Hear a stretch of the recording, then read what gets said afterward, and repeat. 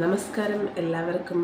എന്താണ് നല്ല വിശേഷങ്ങൾ നേർന്നുകൊണ്ട് തന്നെ നമ്മുടെ 16ാമത്തെ ചാപ്റ്റർ ആയിട്ടുള്ള സിറ്റിസൺഷിപ്പിലേക്ക് കിടക്കാം.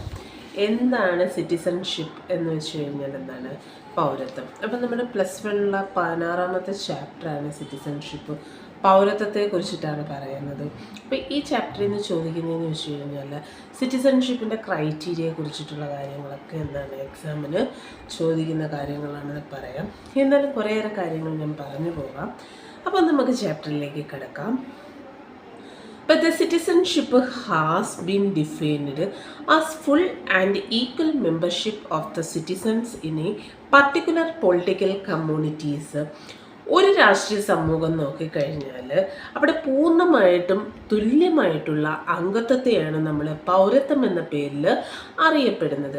അപ്പോൾ എന്താണ് പൗരത്വം എന്ന് വെച്ച് കഴിഞ്ഞാൽ നമ്മളിപ്പോൾ ഒരു രാജ്യം അല്ലെങ്കിൽ രാഷ്ട്രം എന്നൊക്കെ പറയുമ്പോഴത്തേക്ക് എന്താണ് എല്ലാം ഒന്നിനെ തന്നെയാണ്. അപ്പോൾ നമുക്ക് അവിടെ തുല്യമായിട്ടുള്ള അംഗത്വത്തെ, അപ്പോൾ എല്ലാ വ്യക്തികൾക്കും തുല്യമായിട്ടുള്ള അവകാശങ്ങളുണ്ട്. അല്ലെങ്കിൽ ഒരു വ്യക്തി ഇത്ര വർഷം ജീവിച്ചു കഴിഞ്ഞാൽ ആ വ്യക്തിക്ക് ആ രാജ്യത്തെ പൗരത്വം ലഭിക്കുകയാണ് ചെയ്യുന്നത്. അപ്പോൾ പൗരത്വം എന്നാൽ എന്താണ് എന്നതിനെ കുറിച്ചിട്ടാണ് നമ്മൾ ഇൻട്രൊഡക്ഷൻ പറഞ്ഞുകൊണ്ടിരിക്കുന്നത്. അപ്പോൾ പൗരത്വം എന്ന് വെച്ച് കഴിഞ്ഞാൽ the citizenship has been defined. ആ സിറ്റിസൺഷിപ്പിനെ നമ്മൾ എങ്ങനെ നിർവചിക്കുകയാണെന്നുണ്ടെങ്കിൽ as full and equal membership of the citizen in a particular political communities. ഒരു രാഷ്ട്രീയ സമൂഹത്തിലെ പൂർണ്ണവും വ്യത്യസ്തവുമായിട്ടുള്ള അംഗത്വം എന്നതാണ് നമ്മൾ, അല്ലെങ്കിൽ പൂർണ്ണം വ്യത്യസ്തമായിട്ടുള്ളതായാൽ പോലും തുല്യമായിട്ടുള്ള അംഗത്വത്തെയാണ് നമ്മൾ പൗരത്വം എന്ന പേരിൽ അറിയപ്പെടുന്നത്. It is the relationship of an individual with the state. It is really a status given by the law to the members of the state. അപ്പോൾ ഓരോ വ്യക്തിയും തൻ്റെ രാഷ്ട്രമാണ് ബന്ധം, അല്ലെങ്കിൽ ഓരോ വ്യക്തിക്കും എന്ത് ചെയ്യുന്നു പൗരത്വം എന്ന് പറയുമ്പോഴത്തേക്ക് ആ വ്യക്തിക്ക് ആ ഒരു രാഷ്ട്രവുമായിട്ടുള്ള ബന്ധത്തെയാണ് നമ്മൾ പൗരത്വം എന്ന പേരിൽ ഏറ്റവും കൂടുതലും പറയുന്നത്. അപ്പോൾ ആ നിയമം നൽകുന്ന ഒരു പദവി, അപ്പോൾ ഈ നിയമങ്ങളെല്ലാം തന്നെ അംഗീകരിച്ച് നൽകുന്നതെന്ന് വെച്ച് കഴിഞ്ഞാൽ രാഷ്ട്രമാണ് അംഗീകരിച്ച് നൽകുന്നത്. The state gives its members a collective existence or identity. രാഷ്ട്രം അതിൻ്റെ അംഗങ്ങൾക്ക് കൂട്ടായിട്ടുള്ള ഒരു രാഷ്ട്രീയ അസമത്വം അല്ലെങ്കിൽ വ്യക്തിത്വത്തെ ഏറ്റവും കൂടുതലും പ്രദാനം ചെയ്യുകയാണ് ചെയ്യുന്നത്. The citizen expect the certain right from the state. They expect that the state will help and they protect them. പൗരന്മാർ അവരുടെ രാഷ്ട്രങ്ങൾ നോക്കിക്കഴിഞ്ഞാൽ അല്ലെങ്കിൽ ചില അവകാശങ്ങളെല്ലാം തന്നെയും പ്രതീക്ഷിക്കുകയും അവ ഏതൊക്കെയായാൽ തന്നെയും ആ രാഷ്ട്രം തങ്ങളെ സഹായിക്കുമെന്നും എന്ത് ചെയ്യുന്നു ആ പൗരന്മാർ വിശ്വസിക്കുകയാണ്, അല്ലെങ്കിൽ ആ ഒരു പൗരത്വത്തെ കറക്റ്റായിട്ട് നടപ്പിലാക്കുകയാണ് ചെയ്യുന്നത്. അപ്പോൾ ഒരു രാഷ്ട്രത്തിൽ അല്ലെങ്കിൽ നമ്മുടെ ഒരു രാജ്യത്ത് ഒരു പൗരൻ എന്ന നിലയിൽ താമസിച്ച് വരികയാണ്. ആ വ്യക്തി ഇന്ത്യയുടെ പൗരൻ അല്ലെങ്കിൽ ഇന്ത്യ എന്നല്ല ഏതൊരു രാജ്യത്തിൻ്റെയും പൗരനായാൽ പോലും ആ വ്യക്തിക്ക് എത്രത്തോളം അവിടെ ജീവിക്കാനുള്ള അല്ലെങ്കിൽ ആ വ്യക്തിയുടെ അവകാശങ്ങളെല്ലാം തന്നെ നമ്മുടെ രാഷ്ട്രം പ്രൊട്ടക്റ്റ് ചെയ്യുകയാണ് ചെയ്യുന്നത്. അല്ലെങ്കിൽ ആ വ്യക്തി ഏത് രാജ്യത്താണോ ജീവിക്കുന്നത് ആ രാജ്യത്ത് എന്ത് ചെയ്യുന്നു വ്യക്തികളെ കുറിച്ചിട്ടുള്ള ആ ഒരു പൗരത്വം അല്ലെങ്കിൽ ജീവിക്കാനുള്ള അവകാശം എല്ലാം തന്നെ അവിടെ പ്രൊട്ടക്റ്റ് ചെയ്യുകയാണ് ചെയ്യുന്നത്. The right may be different in the different state is the depending on its the nature. ഓരോ രാഷ്ട്രങ്ങൾ നോക്കിക്കഴിഞ്ഞാലും അവരുടെ സ്വഭാവങ്ങൾ അനുസരിച്ച് എന്ത് ചെയ്യുന്നു ആ രാഷ്ട്രത്തിന് വ്യത്യാസങ്ങൾ ഉണ്ടെന്ന് തന്നെ നമുക്ക് പറയാൻ സാധിക്കുന്നു. ഇനി അടുത്ത നെക്സ്റ്റ് പോയിന്റ് എന്ന് വെച്ച് കഴിഞ്ഞാൽ the most democratic state give is the citizen the political right like the right to vote and the right to criticise the government. മിക്ക ജനാധിപത്യ രാഷ്ട്രങ്ങളും നമ്മൾ നോക്കിക്കഴിഞ്ഞാൽ പൗരന്മാർക്ക് വോട്ടവകാശം പോലെയുള്ള രാഷ്ട്രീയ അവകാശങ്ങൾ നൽകുകയാണ് ചെയ്യുന്നത്. It also guarantee the enjoyment of the certain civil right like a right to freedom of expression and right to freedom of religion. അഭിപ്രായ സ്വാതന്ത്ര്യങ്ങൾ നോക്കിക്കഴിഞ്ഞാലും മതസ്വാതന്ത്ര്യങ്ങൾ നോക്കിക്കഴിഞ്ഞാലുമുള്ള അവകാശങ്ങൾക്കെല്ലാം തന്നെ ഉറപ്പ് നൽകുകയാണ് ചെയ്യുന്നത്. The right given by the democratic state to its the citizen also included some the economic right, like a right to get the minimum wages for the work, the right to education. ജനാധിപത്യ രാജ്യങ്ങൾ നോക്കിക്കഴിഞ്ഞാൽ പൗരന്മാർക്ക് നൽകുന്ന അവകാശങ്ങളിലെല്ലാം തന്നെ minimum വേതനത്തിനുള്ള അവകാശങ്ങൾ തുടങ്ങിയ സാമൂഹിക സാമ്പത്തിക അവകാശങ്ങൾ ഉൾപ്പെടുകയാണ് ചെയ്യുന്നത്. The equality of the right and status is the one of the basic right of the citizenship.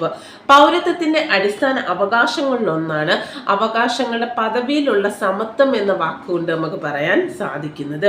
Actually, thus the right are the products of the prolonged the struggle made by the people against the rulers. അപ്പോൾ ഈ അവകാശങ്ങൾ ഓരോന്നും നോക്കിക്കഴിഞ്ഞാൽ അവർ സമരം ചെയ്താണ് നേടിയെടുത്തിരിക്കുന്നത്. പണ്ട് കാലങ്ങളിലെ അവകാശങ്ങൾ ഒരുപാട് കാര്യങ്ങളിൽ എന്താണ് അവകാശങ്ങൾ നിഷേധിക്കുന്ന ഒരു സാഹചര്യങ്ങൾ ഉണ്ടായിരുന്നു. പക്ഷെ എന്നാൽ പല ഘട്ടങ്ങളിലും മനുഷ്യർ എന്ത് ചെയ്യുന്നു, ഈ അവകാശങ്ങളെല്ലാം തന്നെയും പലയധികം അല്ലെങ്കിൽ വ്യത്യസ്ത തരത്തിലുള്ള സമരങ്ങളെല്ലാം തന്നെ ഉൾപ്പെട്ടുകൊണ്ടാണ് എന്ത് ചെയ്യുന്നത് അവകാശങ്ങൾ നേടിയെടുക്കുന്നത്. The French Revolution of the 1789 is an example of this. 1789 French വിപ്ലവത്തിന് നമുക്കൊരു ഉദാഹരണമാണെന്ന് പറയാൻ സാധിക്കുന്നു. The people of the colonies in Asia and Africa demanded the equal citizenship can be made the struggle for achieving it.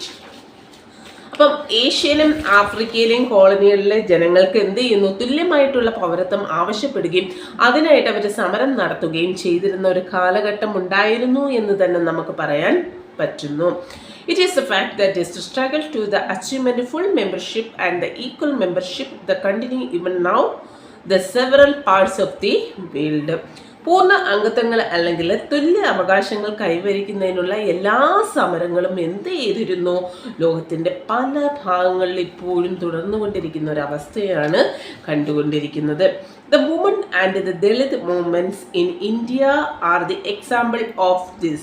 അപ്പം ഇന്ത്യയിലെ വനിതാ ദളിത് പ്രസ്ഥാനമെല്ലാം തന്നെ നമുക്ക് ഇതിന് ഉദാഹരണമാണെന്ന് പറയാൻ സാധിക്കുന്നു. The relationship between the state and of its the members is an important factors of the citizenship. രാഷ്ട്രങ്ങളും അതിലെ അംഗങ്ങളും തമ്മിലുള്ള ബന്ധം എന്ന് പറയുന്നത് ഏറ്റവും കൂടുതൽ ഒരു പൗരത്വത്തിൻ്റെ ഒരു പ്രധാന ഘടകമാണെന്ന് തന്നെ നമുക്ക് പറയാൻ സാധിക്കുന്നു. But actually the citizenship is the something about the relationship. It's the real base is the relationship between the citizens. പൗരത്വ ബന്ധത്തേക്കാൾ ഉപരിയായ ഒന്നാണ് പൗരനും തമ്മിലുള്ള ബന്ധങ്ങളാണ് ഇതിനൊരു അടിസ്ഥാനമെന്ന് നമുക്ക് പറയാൻ സാധിക്കുന്നു. They should perform the legal obligation imposed by the state.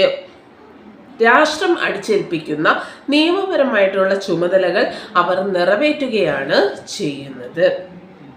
In addition to this, the citizens have the moral obligation to the participate in the shared life of the communities and to the contributor to its the welfare.